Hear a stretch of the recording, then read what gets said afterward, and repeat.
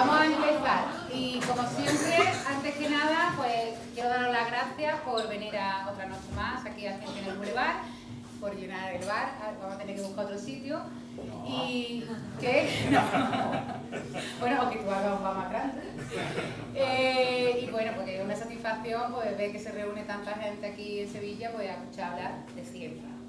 Y bueno, hoy tengo el honor y estoy muy contenta de poder presentar yo a esta señora, a esta mujer, que viene a darnos la charla y que de verdad para mí es todo un honor.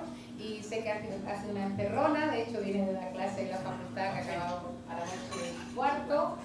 Y bueno, pues la he conocido, yo la conocía ya de oída, pero nos hemos conocido perpetrando una cosa que no os voy a contar, pero que es muy chula y que ya sabréis, una cosa que estamos perpetrando por aquí, algunos pocos de los que estamos por aquí, y le pedí que hablé un rato sobre Marie Curie en el ratillo que estuvimos allí hablando y a mí me dejó embobada y literalmente pues le salté por encima de la mesa y digo, ¿tú hablarías de esto en Ciencia en Boulevard? Y me dijo que sí. Entonces, ahora la voy a presentar, si alguien no la conoce, es Adela Muñoz, es catedrática del Departamento de Química Inorgánica de la Universidad de Sevilla y como tal, pues es profesora, docente e investigadora con un montón de currículum, porque por eso es catedrática, o sea, recorrió todos los 5 trones, me parece, del mundo mundial, casi con su experimento, pero aparte de esa labor de PDI, o sea, de docente e investigador, que evidentemente pues, está clara, pues también se dedica a la divulgación. Entonces, como divulgadora, pues tiene ya varios libros, tiene un libro sobre la historia del veneno, que es de la editorial Debate, y tiene 2 libros dentro de la colección de RBA, uno dedicado a Marie Curie y otro a Lavoisier, que no me va a salir el nombre. Y aparte de todo eso, pues publica artículos en muchos medios de investigación y aparte de su pasión por divulgar la ciencia y por hacer llegar la ciencia como tal al público general, también hay que señalar su labor por en cuanto me estoy mareando. Espérate. ¿Sigo? Ah, vale. Su labor, como digo, para visibilizar el papel de la mujer, no solo de la mujer científica, de hecho ha recibido premios de la Junta de Andalucía, no sé si el año pasado, ¿no? Premio Meridiana, por su labor en la visibilidad de la mujer. Y no solo digo de la mujer científica, sino de la mujer en general y en este mundo y en el tercer mundo, y por eso también tiene acceso de premio de periodismo, ¿no? Un montón de cosas, vamos, que a la chiquilla le toca a todos los palos. Entonces, le doy, como ella es más interesante que yo, y yo ya llevo un rato hablando, le dejo a ella que hable. Vale.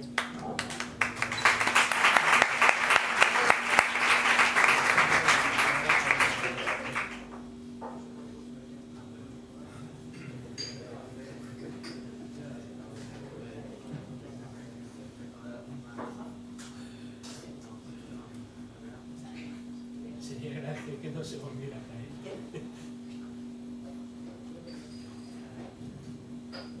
¿Ahora? Sí. Sí. Igual si te lo pones un poco más arriba. Bueno, ya no digas. A ver, ¿así? Perfecto. Pues buenas tardes, muchas gracias a todos por llenar esto. Muchísimas gracias también a Clara por la invitación a este sitio del que había oído hablar hace tiempo y por unas cosas y otras, entre tantos líos en los que ando metida. No había encontrado momento. Entonces, bueno, me siento muy honrada de pisar esto para dar una charla. Y bueno, el personaje es un personaje del que había leído mucho, pero que le está dando vueltas a meterme con ella porque es alguien que es tan conocido que es, en principio, difícil no decir lugares comunes. Entonces, bueno, hace 3 años estuve un verano en Oxford, conseguí tener acceso a los artículos suyos que fue publicando en su tesis, a mucha información, y bueno, me sumergí en su vida y aparte de ser una científica muy conocida, la mujer más conocida, uno de los científicos, junto con Einstein, posiblemente más conocido, tiene muchísimas facetas porque nos han dado una imagen muy monocolor. Entonces lo que yo intenté en el libro y pretendo aquí ahora es desmontar esa Marie Curie tan monocolor y tan plana, porque bueno, lo que yo quería era haceros sentir que era una persona que no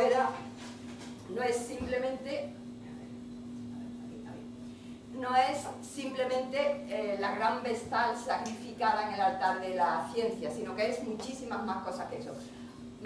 aparte de una labor científica muy amplia y muy original, pues Marie Curie pues fue una nacionalista fervorosa. Ella era polaca de nacimiento, aparte sentía su patria muy íntimamente.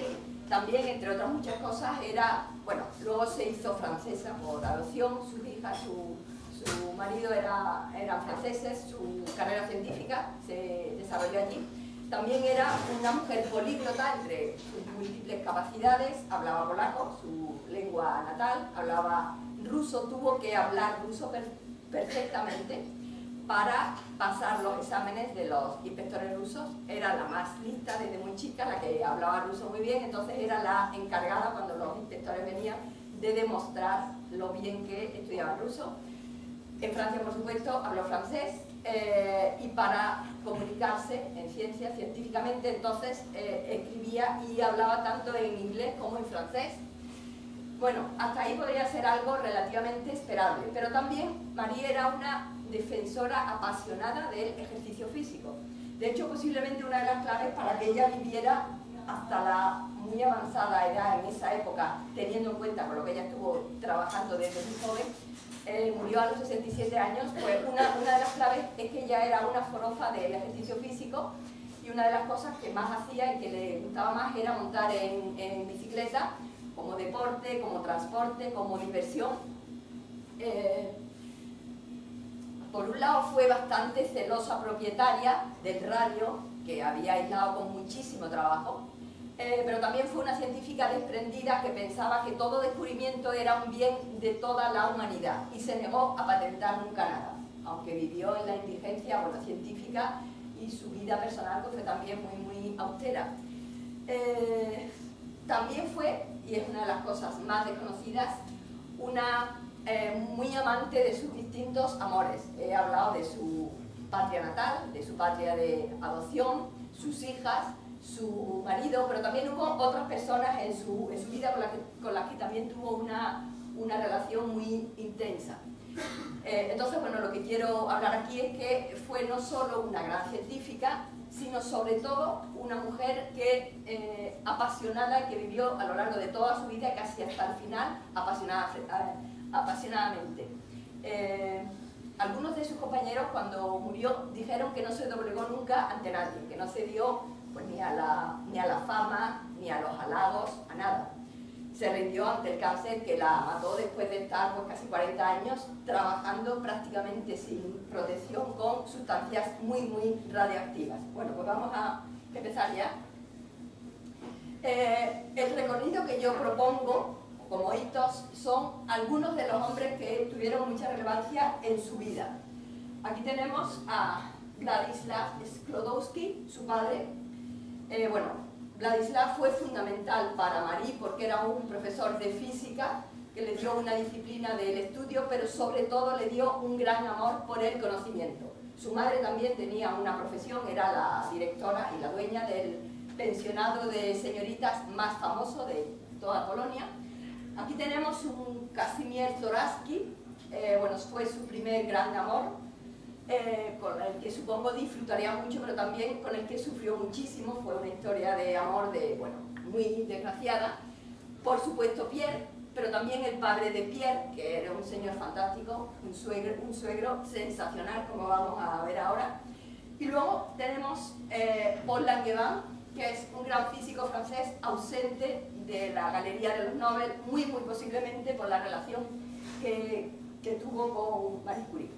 Bueno, pues empezamos ya por Polonia, donde ella nació. Aquí vemos una de sus primeras fotos con sus 5 hermanos, Sofía, Elena. Ella, en polaco, su nombre es María y el apodo por el que la conocían era Mania. Joseph, el único niño, y Bronia. Bronia era la hermana con la que más unida estuvo, y el futuro profesional de ambas estuvo indisolublemente relacionado. Estamos a finales, en la segunda mitad del siglo XIX, en una Varsovia invadida por los rusos, sojuzgada, donde no se podía hablar polaco, donde los niños hacían una doble educación en polaco, cuando no tenían inspecciones, y en ruso cuando llegaban esos inspectores. Ella era tanto su padre como su madre eran miembros de una pequeña burguesía con algunas propiedades, pero sobre todo eran ambas, tanto el padre Vladislav como la madre Bronislava, eran personas relacionadas con la educación. El padre era profesor de física y su madre era la directora de un pensionado de señoritas.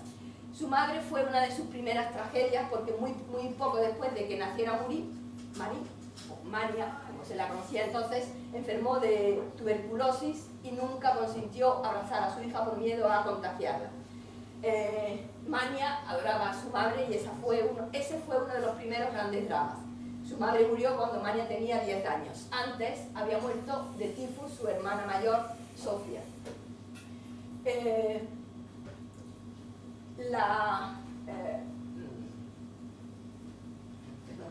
El imperio del zar Alejandro II era un imperio que se dejaba notar de una forma bastante...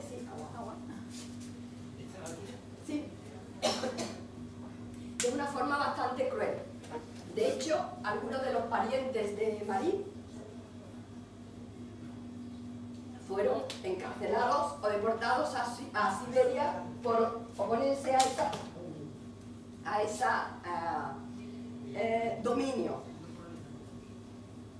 Sí.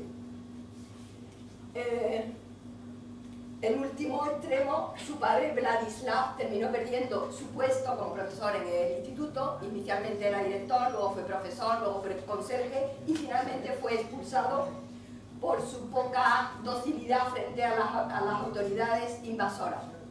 A causa de esa expulsión tuvieron muchos problemas económicos, tuvieron que aceptar huéspedes en su casa. Posiblemente uno de ellos trajo tifus, que fue lo que mató a Sofía. Un año después murió Bronislava, que estaba enferma desde mucho antes. Estamos hablando del papel que tuvo Bronislav en la vida de Mania.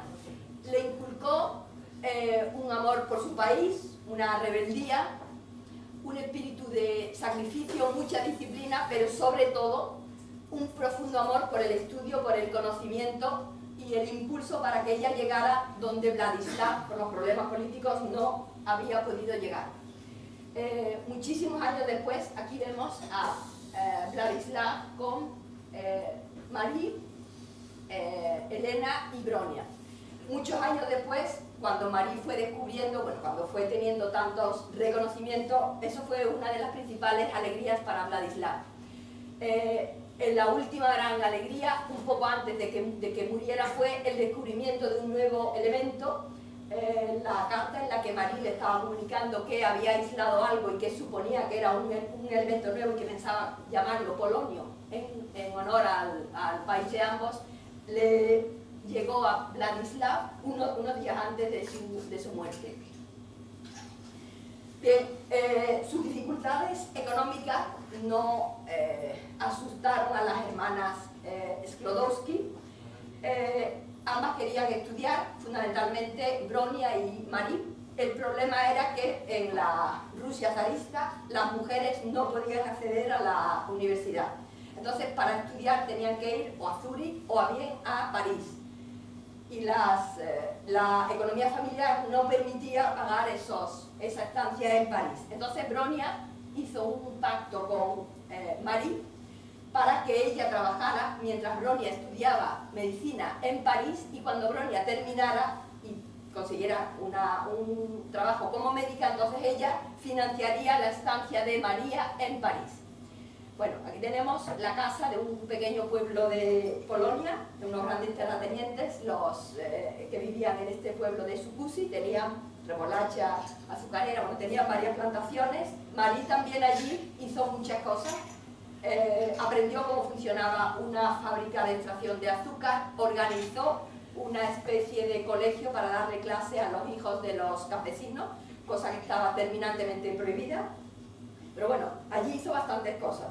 De todas formas, lo más relevante fue que en las primeras navidades llegó Kazimierz Zorarsky, que estaba estudiando matemáticas en Varsovia, y bueno, el deslumbramiento debió ser mutuo. Se enamoraron, hicieron planes de boda, y la que hasta entonces había sido tratada como una hija más, consintiéndole muchas cosas que podían poner en peligro a la familia, Zorarsky, pues bueno, cuando Casimir contó que quería casarse con la institutriz, hubo una negativa tajante, y esos planes de boda quedaron completamente deshechos. De todas formas, Marie siguió esperando durante casi 3 años a que esa decisión de Casimir de seguir lo que su familia decía fuera cambiada.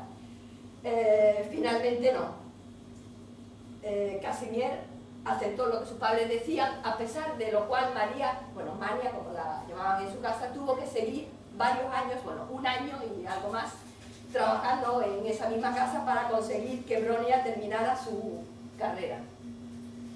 Bien, por fin, en el año 91, después de mucho pensárselo, teniendo ya 24 años, que era una edad relativamente avanzada, Marie fue hasta París y se matriculó en la Sorbona.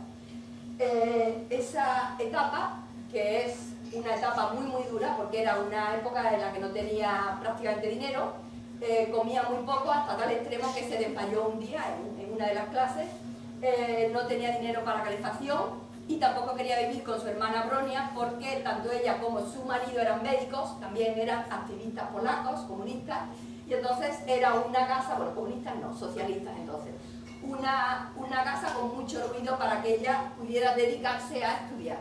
Entonces, el precio de vivir sola era vivir, bueno, en unas condiciones muy duras, sin calefacción ninguna, casi sin comida, sin ropa por supuesto. Bueno, a pesar de esas condiciones terminó física con el número 1 en un par de años y matemáticas con el 2, algo que le escoció durante toda su vida. Cuando terminó consiguió una beca rusa justamente para estudiar inicialmente las propiedades de algunos sólidos y luego ya con una beca francesa comenzó el estudio de las propiedades magnéticas de los aceros. Estamos hablando de finales del siglo XIX, no se sabía qué era eso del magnetismo. Entonces un amigo polaco le habló de un joven científico francés despistado fuera de la gran academia, que según él era el mayor conocedor de todo lo que se podía saber sobre magnetismo. Se lo presentó y el flechazo debió ser instantáneo, o sea, el magnetismo de Pierre funcionó perfectamente. Se casaron 1 año después, pero antes Pierre hizo algo que no había hecho, a pesar de que tenía 35 años y una carrera científica impresionante. No sabemos si por influencia de Marie presentó una tesis doctoral precisamente sobre las propiedades magnéticas. Bueno, aquí quiero hablar un poquito de esta foto, porque aquí tenemos una Marie con un sombrerito pequeño, se ha quitado los grandes sombreros que llevaban las señoras de la época, se levantó la falda, usaba botines, se puso bombachos, se quitó los corsés que le impedían moverse, porque era una revolucionaria que a partir de ese momento empezó a ir a usar bicicleta sistemáticamente. Estamos hablando de una época donde las señoras llevaban unos sombreros de más de 1 metro, llevaban corsés, llevaban ropa muy larga, muchísimos refajos. Ella fue quitando todo lo que era superfluo y desde ese momento este fue el vehículo principal que ella usó. Bueno, aquí está una foto típica de recién casados cuando comenzaron el viaje de bodas por l'Île-de-France con las 2 bicicletas que se compraron con todos los regalos de boda. La boda, por expreso deseo de ambos, fue completamente laica, no tuvo ninguna relación con ninguna religión y no tuvo ninguna celebración, por supuesto, dada la austeridad de ambos. Bien, Marie estaba ya casada con Pierre, había terminado su trabajo sobre los aceros, consiguió un rincón en la escuela de física y química donde Pierre daba clase, no era una école normale, no era la Sorbona, era un centro menor, un centro sería como de formación profesional, y en deferencia a Pierre dejaron que ella ocupara inicialmente el fondo de un corredor. Lo que pasa es que Marie no se contentó con ayudar a Pierre en sus investigaciones sobre simetría o sobre magnetismo. Ella tenía una gran curiosidad por entender qué era eso de los rayos uránicos que había descubierto Becquerel un par de años antes. Estamos en la Europa de finales del siglo XIX, donde había una fiebre de los rayos estaban los rayos catódicos de los tubos de Crookes, Röntgen acababa de descubrir los rayos X, Becquerel había encontrado unos rayos uránicos que pensaba que eran algo parecido a los rayos X, cuando después de 3 generaciones estudiando los fenómenos de fluorescencia y de fosforescencia, hay alguien que dice que lo descubrió por casualidad. Bueno, fue una casualidad bastante buscada.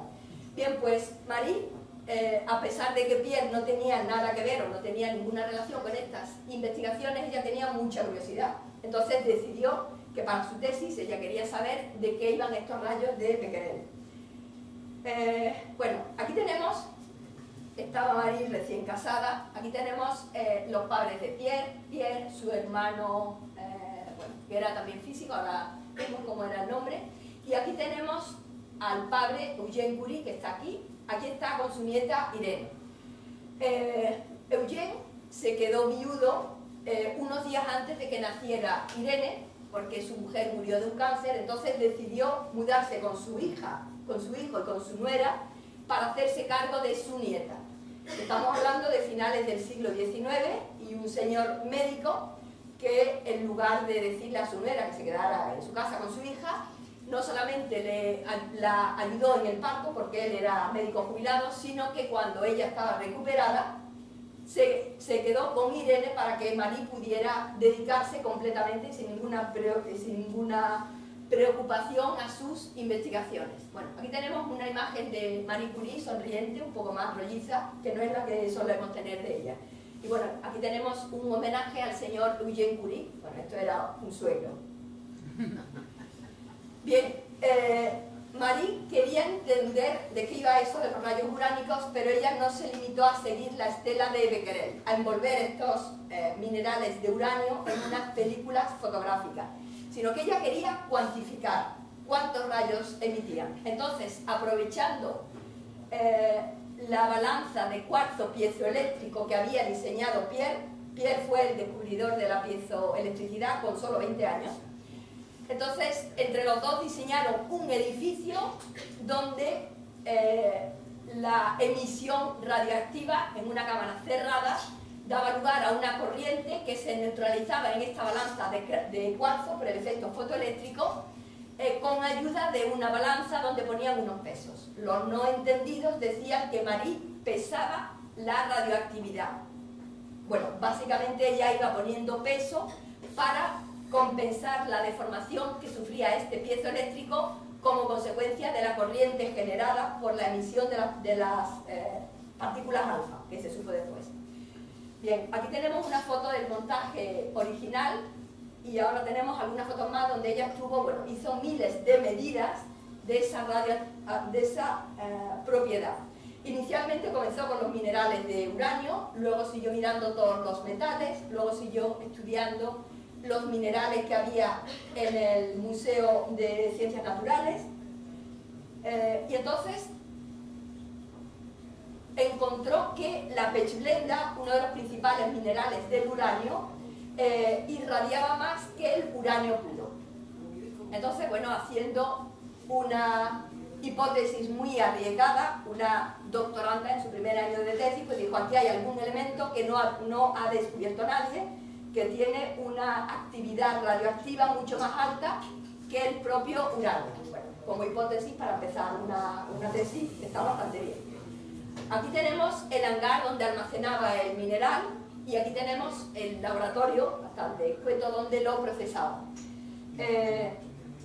Tuvo que tratar toneladas de pechblenda para obtener cantidades inferiores a 1 gramo de esa sustancia misteriosa que ella aventuró que era un elemento químico que nadie había descubierto antes que ella. ¿Por qué? Porque esa pechblenda tenía unas cantidades ínfimas. Entonces ella estuvo años machacando y procesando con un ataque químico estándar en unos grandes calderos kilos y kilos de esta pechblenda hasta procesar varias toneladas. Bueno, también tuvo que ir a buscar esta pechblenda a unas minas de la actual Checoslovaquia, fue a buscar los desechos de esos minerales que se usaban para otra cosa y consiguió que le hicieran un precio que no le cobraran dinero más que por el transporte. El transporte tuvo que pagarlo ella también. Estamos hablando de que trabajaba porque le daban opción a usar este cobertizo y este rincón sin ningún sueldo, por supuesto, sin ninguna financiación para compra de material. Como digo, en el 1898, cuando Marie llevaba poco más de un año con su tesis doctoral, anunciaron que habían descubierto un nuevo elemento químico, porque en este primer año ella convenció a Pierre de que colaborara con ella, que esto era tan fascinante que él debía dejar sus estudios sobre magnetismo, sobre simetría, sobre piezoelectricidad para estudiar los rayos uránicos. Entonces, el primer elemento que consiguieron aislar fue denominado polonio, en honor al país natal de Marie, y ella fue la primera que usó el término radiactivo. Bueno, una de las imágenes que yo tengo cuando pienso en ella es que por las noches, cuando Irene ya era un poquito mayor, se la dejaban con su abuelo, cuando cenaban volvían a su laboratorio para contemplar la tenue luz que las sustancias radiactivas emitían y para ver, bueno, lo que ellos llamaban su maravilloso reino. Estamos hablando de una señora que hacía un trabajo por el cual no era remunerada, que trabajaba en un cobertizo que tenía goteras, donde llovía en el invierno, hacía muchísimo calor en el verano, pero ella estaba completamente feliz porque estaba adentrándose en un mundo que era desconocido para todos hasta entonces. Entonces, bueno, cuando pienso en esa imagen de ella volviendo tras la cena, bueno, estamos hablando de un París donde podía estar nevado, o cuando era invierno, o cuando era incluso otoño, volver para ver esa maravilla de su gran pequeño reino. Ella habla que esa fue una de las etapas más felices de su vida. Bueno, para daros una idea de lo que han cambiado las cosas, entonces el polonio primero y el radio después eran las sustancias milagrosas que iban a curar el cáncer, iban a solucionar todos los problemas de los hombres, de las mujeres y por supuesto iban a proporcionar la piel más radiante. Aquí tenemos una propaganda del torio, uno de los elementos radiactivos, y el radio. También había bastantes medicinas que tenían pequeñas cantidades de sustancias radiactivas. Yo tengo algunos botes vendidos aquí a finales del siglo XIX y comienzos del XX, con torio y con radio, ¿sí? Como jarabes tonificantes. Bien, en el año 1903 Marie presentó su tesis doctoral y justo ese mismo año llamaron a Pierre, que en la Academia Nobel, estamos hablando que era el tercer año que daban el premio, estaban considerando premiarlo tanto a él, a Pierre, como a Becquerel por el descubrimiento de la radioactividad. Hay alguna gente que dice que Pierre no la apoyó. Cuando recibió esa comunicación, Pierre contestó muy firmemente que si el premio querían dárselo por su trabajo en la radioactividad, no por su trabajo en la piezoelectricidad o el magnetismo, que hizo unos descubrimientos extraordinarios, que Marie no se podía quedar fuera. Bueno, Marie ya había dejado de ser la Mania de su familia, la María polaca, y desde el momento que se matriculó en la Sorbona era Marie. Finalmente le dieron el Nobel a los tres, aunque tanto Pierre como Marie no pudieron ir a recogerlo porque estaban bastante enfermos. Ya entonces, particularmente Pierre, que era algo mayor y debía ser menos fuerte que ella, estaban bastante tocados con las sustancias radiactivas. Bien, aquí tenemos a Marie mirando por un visor y poniendo pesos en esta balanza, poniendo unas masas crecientes para contrarrestar esa corriente emitida por las sustancias radiactivas. Y aquí tenemos una de sus notas que aún hoy día no se pueden tocar porque siguen siendo radioactivas. Hoy día para verlas tiene que haber un panel bastante grueso. Tras el Nobel, aunque Marie dijo que le habían alterado todo, su vida cambió bastante y para bien. Pierre fue nombrado profesor de la Sorbona, hasta entonces estaba fuera de la academia. A los 2 años fue nombrado miembro de la Academia Francesa y consiguieron mucha más financiación y muchos mejores locales.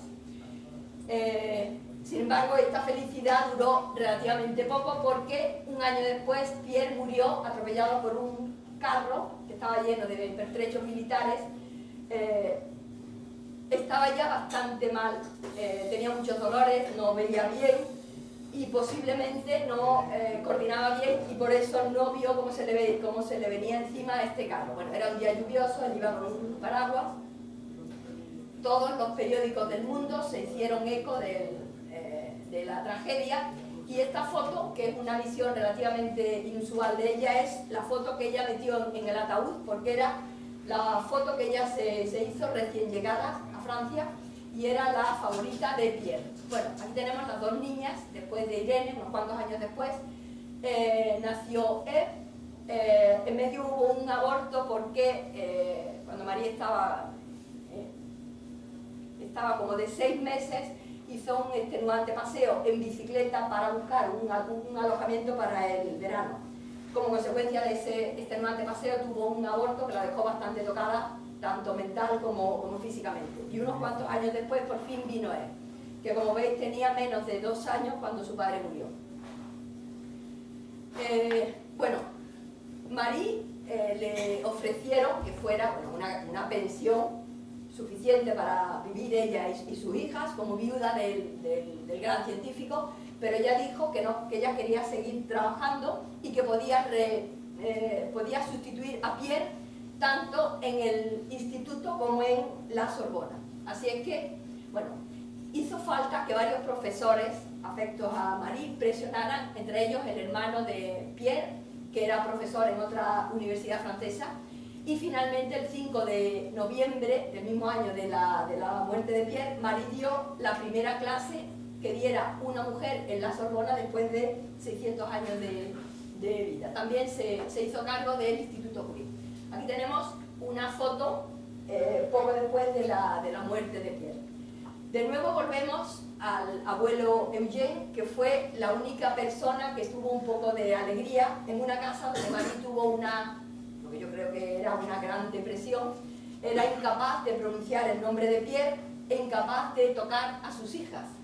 El abuelo era quien jugaba con ellas, quien se reía, porque ella se refugió en el trabajo y en una frialdad extrema. Bien, pasaron varios años y aquí de nuevo tenemos otro protagonista en la vida de Marie. Aquí tenemos a Paul Langevin. Fue alumno de Pierre en la Escuela de Física y Química Industrial. Cuando Pierre pasó a la Sorbona fue el que lo sustituyó. También dio clase en la École Normale de señoritas junto con Marie. Hizo muchísimas más cosas. Por ejemplo, formuló una teoría sobre el paramagnetismo que Pierre había estudiado experimentalmente. Desarrolló el sonar, que es una de las aplicaciones de la piezoelectricidad que había descubierto Pierre muchos decenios antes. Uno de sus discípulos, de Broglie, que recibió el Nobel de Física en el año 29, decía que un resumen de la obra de Langevin debía incluir toda la historia de la física de los últimos 50 años en Francia. Como digo, a pesar de sus grandes trabajos y de sus méritos, nunca estuvo en la Galería de los Nobel. Aquí tenemos una foto de Pierre con su famoso bigote, Marie, y algunas de sus alumnas en la École Normale. Bien, aquí ya damos un salto en el tiempo, estamos en el año 11, tenemos una de las mayores concentraciones de científicos de la historia. Bueno, están Nernst, Brillouin, Solvay, sentados, Nernst, Brillouin, Solvay, Lorentz, Barbour, Perrin, Bien, aquí está Marie, aquí está Poincaré, y luego aquí tenemos a Goldsmith, Planck, Rubens, Sommerfeld, Lindemann, de Broglie está por aquí, Hasselhoff, Rutherford, Kamerlingh-Onnes, Einstein, y aquí tenemos a Pierre. ¿Por qué pongo a los dos? Justamente cuando se estaba inaugurando este congreso, los periódicos franceses dieron una gran noticia y comenzó un gran escándalo. Dijeron que Langevin había huido al extranjero con su amante, ambos estaban en este congreso en Bruselas, y algunos llamaban a Langevin el Chopin con su polonesa. Bueno, la cosa fue subiendo mucho el tono y hubo algún periodista que llegó a insinuar que la muerte de Pierre, transcurrida 5 años antes, no fue un accidente, que pudo ser un suicidio o incluso algo peor. Entonces Pierre-Paul Langevin se vio obligado a retar a este periodista, que finalmente le perdonó la vida diciendo que no quería privar a Francia de un gran científico y a 4 hijos de su padre. Cuando Marie volvió a su casa del Congreso Solvay, su casa estaba rodeada de gente que le estuvieron tirando piedras, que les insultaban. Tuvo que salir huyendo por la noche y refugiarse en la casa del entonces todopoderoso director de una de las Écoles Normales, que fue amenazado con ser cesado si no echaba de su casa a esa mujer, a esa roba maridos. El ministro le dijo, por mediación de este director de la École Normale, que volviera a su país. Sin embargo, Marie decidió que Francia era su patria de adopción, la patria de sus hijas, y que no se iría.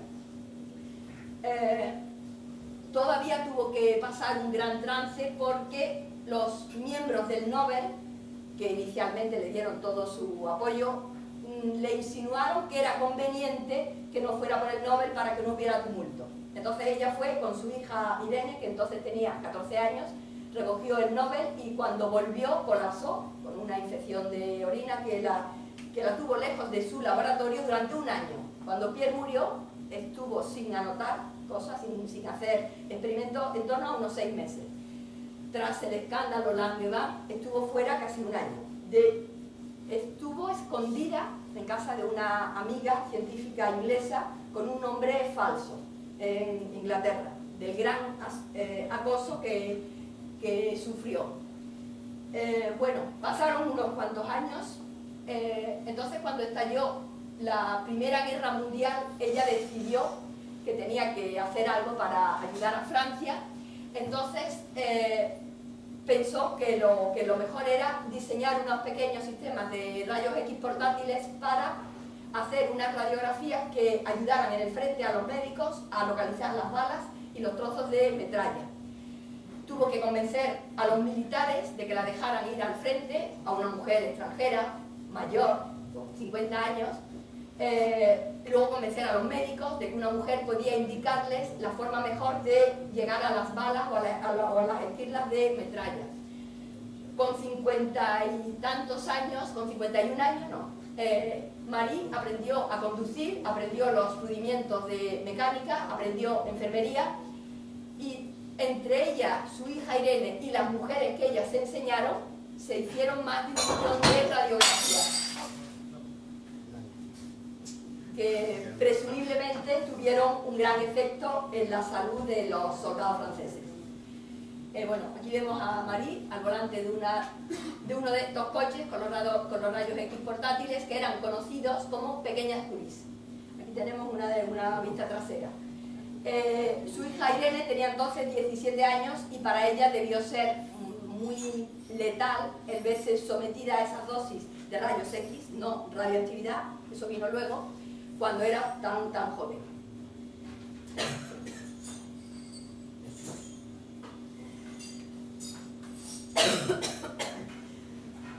Bueno, podría contaros muchísimas más cosas, pero voy a ir parándome.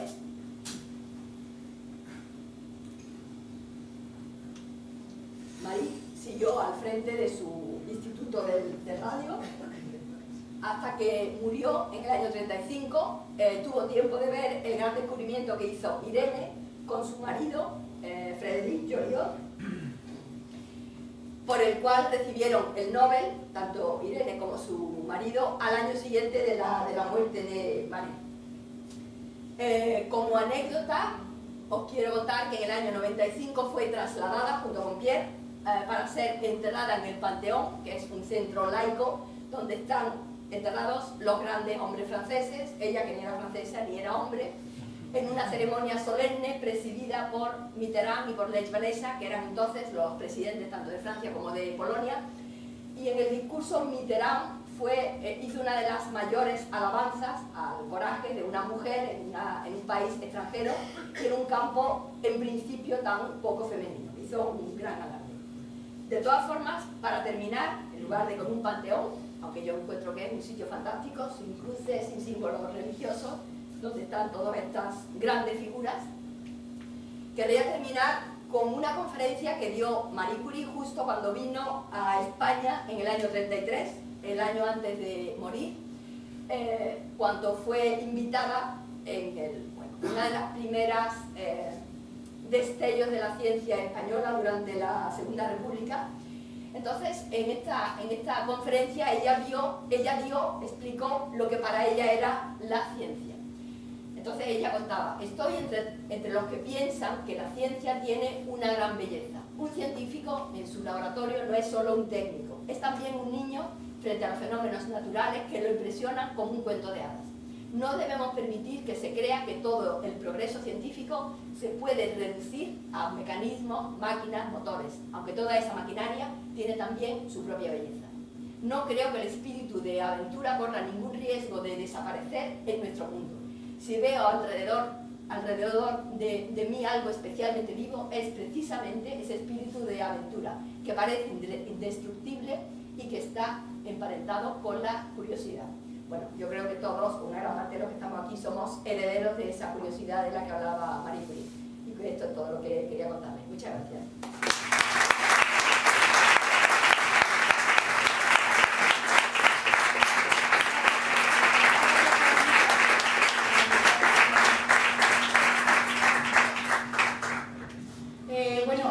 ¿Alguien quiere saber algo más de Marie Curie? Que es el momento que tenía aquí una persona experta. Bueno, yo quería preguntarle por el libro que ha mencionado que ha escrito sobre Marie Curie, porque estoy realizando una investigación sobre Marie Curie en el cine y necesito información para contrastar sobre su vida, etcétera, y me gustaría saber... Bueno, el de RBA son unos libros negros que no tengo ahora aquí, lo pueden ver en mi página hipatia.es. Y luego lo que sí tengo, aquí encuentro el bolso, ha salido una versión de National Geographic. Tengo el bolso por aquí. Debe estar ahí, está ahí detrás. Aquí, sí.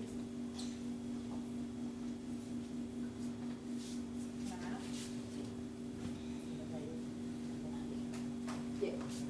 Esto es una versión del libro de RBA, de National Geographic, con el mismo texto, no es demasiado largo. Bueno, tiene una gran parte científica, no es solamente biográfica, y es de National Geographic. En principio podría conseguirse, estuvieron vendiéndolo en los kioscos en agosto. Se podría conseguir, supongo, pidiéndolo a National Geographic, aunque son un poquito pesados. Los de RBA también, pero también tardan. El contenido es el mismo, aquí hay unas cuantas fotos más.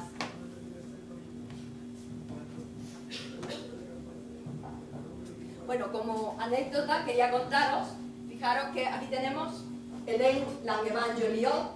Hélène es la nieta de Marie Curie, hija de su hija Irene, y se casó con un nieto de Paul Langevin, con lo cual en la tercera generación están unidos los apellidos Joliot, que era el padre el marido de Irene, y Langevin.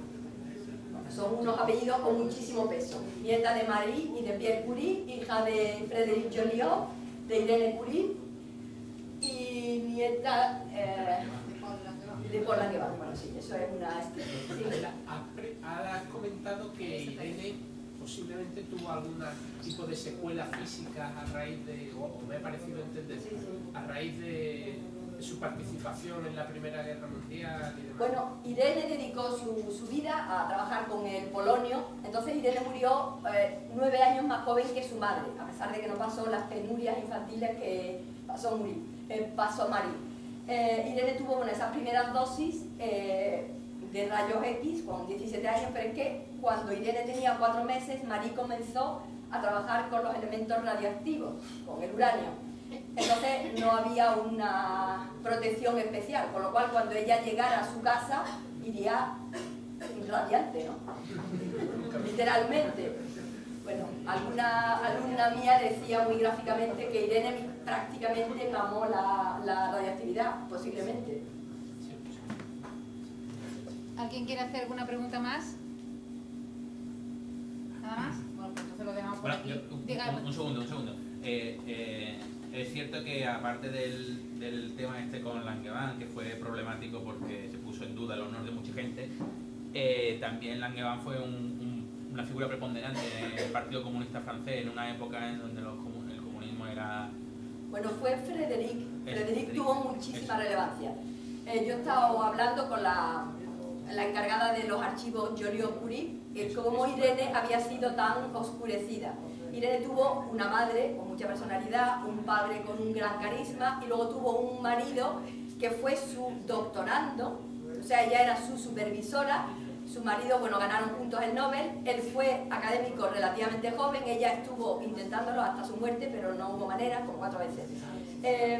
Frédéric Joliot fue el que, bueno, se involucró mucho en la resistencia, Irene mucho menos porque ella estaba muy enferma, estaba en Suiza cuidándose, pero Frédéric también fue el artífice de una gran parte de la ciencia francesa y, bueno, fue un comunista convencido y por esa afiliación comunista en la Guerra Fría fue vetado para participar, por ejemplo, en el proyecto Manhattan, cuando Einstein, tanto a Irene como a Frédéric, fueron uno de los que quería que hubieran participado.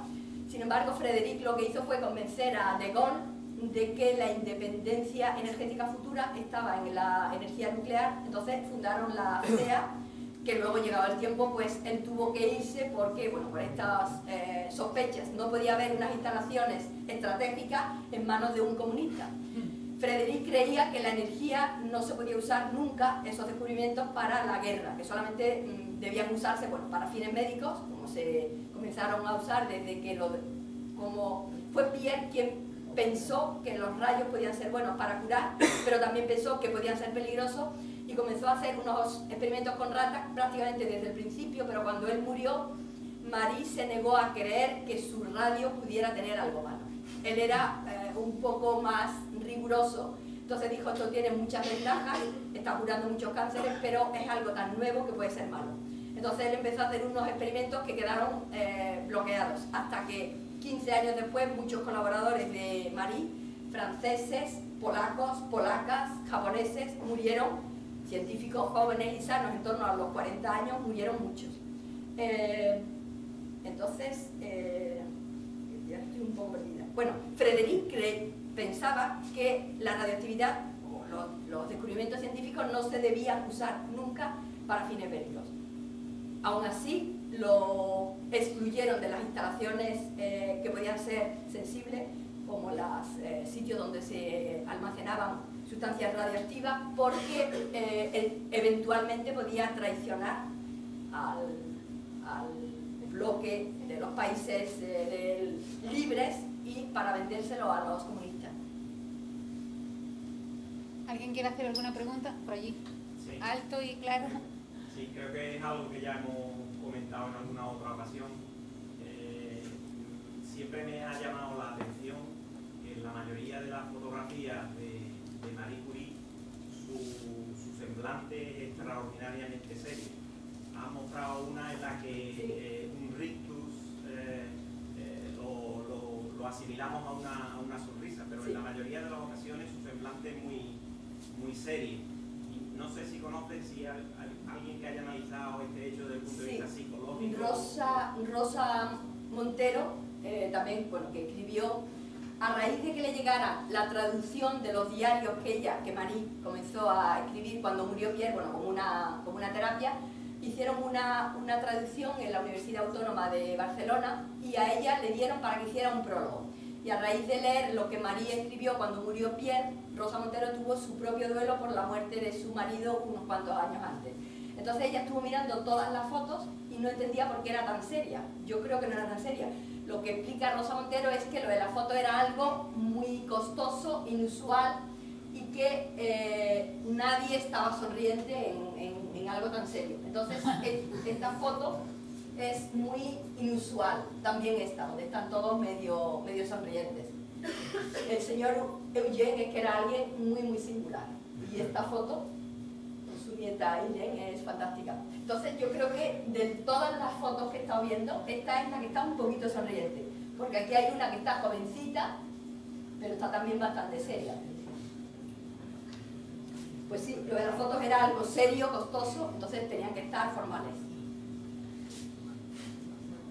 ¿Alguien tiene alguna pregunta más? Bueno, pues yo creo que le agradecemos con otro aplauso a Adela.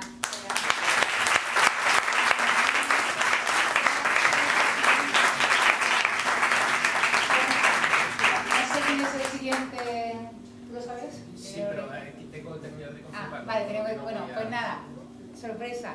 Dentro de 15 días estaremos por aquí, os esperamos dentro de 2 semanas aquí con otra charla apasionante sobre ciencia. Y nada, muchas gracias por venir y acordaos que mañana a las 11:30 en la 2 ponen un programa de ciencias chulísimo que se llama Órbita Laica. Gracias a todos.